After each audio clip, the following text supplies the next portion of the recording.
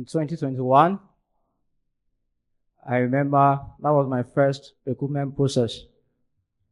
And I stood in front of my interviewer, who was to be my first employer. And after interviewing me, he was impressed. And he gave me an assignment and said, we will see again. You know, that gave me the confidence that, oh, you know, when they tell you in the Nigeria contest, you will see again. And there was hope. And there was another person we were interviewed together, a lady. Same course, but the system in which we were trained was actually different. And the man had run down the lady. And while I was on my way, I turned back and I said, sir, I hope you will employ this lady also. I was not employed. I imagine if you were my employer. I was not employed yet. But I was advocating for someone else. And I said, I hope you're also an employer, because the system I trained gave me the opportunity to make me perform better than her. And today I stand before you again to advocate for a system and advocate for a generation.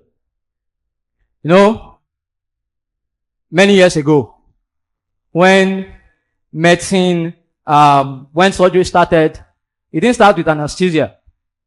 Then surgeons would practically, you know, use brute forces on their patient and maybe probably use an hammer and knock their head and knock them out. Or probably administer them alcohol so that they become insensible and then the surgery can be performed on them. You know, that was not without pain. But then medicine evolved and moved forward. And, you know, for treatments like, it later moved forward, anesthesia moved forward with the detection of gases. And they started using gases like nitrous oxide. And then it evolved again. That was not solving the issue of the pain. It evolved again to another time where now, in 1846, William G. Morton was able to first administer ether anesthesia to a patient, and then the first painless surgery was conducted. You know, many years ago, also, in medicine, there was a time if you have ailments like headache, like epilepsy, or any other mental health disorder, the doctors will bore a hole in your head to relieve you of the ailment. I wonder, you know, probably there's someone in this hall with headache as we speak. I wonder how many holes will be on your head by now. You know, they will bore a hole. That process was called trephination.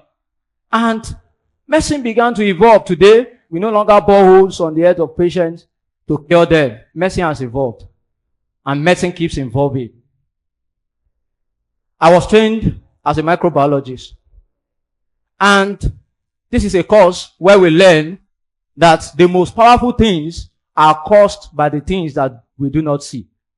Bacteria, viruses, fungi. All of you remember COVID-19.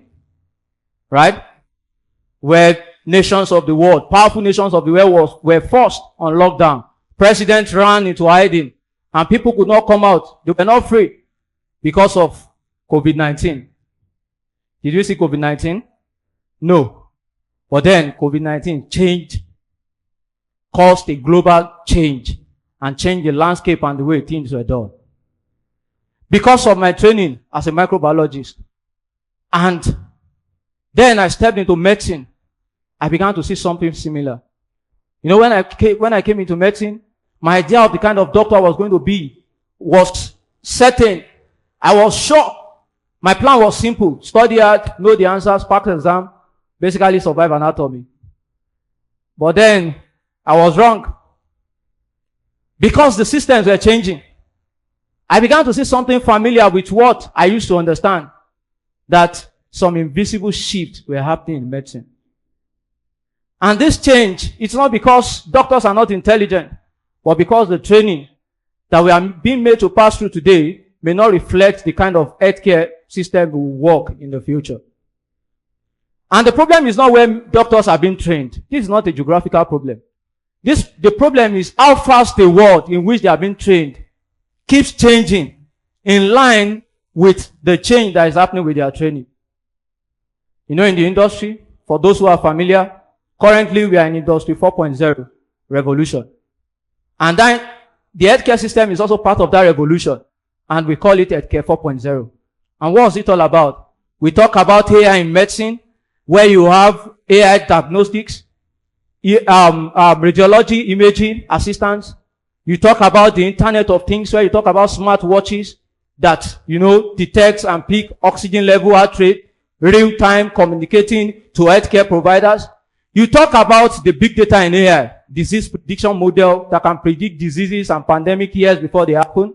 You talk about telemedicine that connects doctors to patients, rural-urban connection. You talk about robotics in surgery, where you see surgeons are performing surgeries using robots, and then surgeries happening in remote locations from where specialists are being present. All of these changes are happening. But then, the future of medicine will not only be determined by technology, but will be determined by a new kind of doctor. That kind of doctor who in many ways does not fully exist. And who is this doctor that we are talking about? This doctor, in addition to understanding and having clinical knowledge and training and being able to care for their patient, we also have to have three things. The anatomy must be made of three things. We are talking about medicine, right? So we talk anatomy. Must be made of three parts. This doctor must be a technology literate doctor. What do we mean when we say technology literate doctor? This doctor must be able to understand technology, must be able to question technology, and must be able to guide technology. This technology have been trained on data. And this data actually reflects their limitation. And therefore, these doctors must be able to collaborate, not compete with technology. And then they must understand that it is augmentation over automation. Technology alone is not enough. They must understand it. Because it is either the doctors understand it, or they overly rely on this technology, or refuse to make use of this technology. These two sides are dangerous. Therefore, there must be a balance. They must understand it. Second, this doctor must be a leader doctor. John Adams Quincy, the sixth president of the United States, said that a leader is someone who dreams more, who do more, who lead more, and who makes others to become better and become more of themselves. These doctors must be able to work in a multidisciplinary team comprising of people, technological tools, and infrastructure. They must be able to coordinate in this complex ecosystem. Most of the problems that we have in clinical settings today are not in the hospital, in the healthcare sectors today, are not clinical problems. These problems are systemic problems. Delayed healthcare, overcrowded hospitals, poor coordination, all these are systemic problems. No amount of clinical knowledge will help us solve these problems. So these doctors must be leaders who will help us bring and bridge what is possible to what actually works. Thirdly, this doctor must be an innovator doctor. These doctors must not just use technology, but must also, will not just treat patients, but will also improve treatment. They will not just use technology, but they will help improve technology. A particular lecturer and teacher was speaking to us some time ago, and he said, I walked up to this consultant ophthalmologist and I said, I have a solution that can help detect multiple sclerosis. Multiple sclerosis is a neurodegenerative disorder that affects the nerves, that affects myelin, the covering of the nerves in the brain and in the spinal cord. And this leads to loss of cognitive function, memory, sensory function, and other things. And the doctor said, is this possible? And that was how the idea died, and the idea did not scale through. This kind of doctor must be an innovator doctor, because the problems that we have in healthcare are not just technical problems. They are human problems, they are cultural problems, and they are contextual problems. Technology without context becomes a misalignment. And therefore, these three things must make and form the kind of doctor that would assist and be the new kind of doctor that we all are, that would function well in the future of healthcare. Now, with all of this being said, when we look at the healthcare system as a whole, I told myself something. There's something we don't talk about every time. We have seen not every solution actually solves a problem. We have seen places, advanced hospitals were being built, new technologies, new digital platforms, but they failed. Why? Ask me why.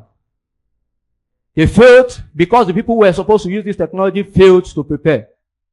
They failed because the system were not made ready to work with this technology. And as a result of this advancement in this healthcare system in those places failed.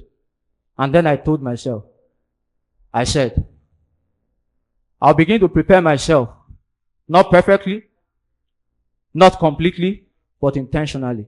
Because the future of healthcare actually belongs to those who will be able to lead, who will be able to adapt, and who will be able to learn. Now, this is not just about doctors alone. But at one point, we all become patients. And then we will rely on the system and we will rely on people, these doctors that we're talking about.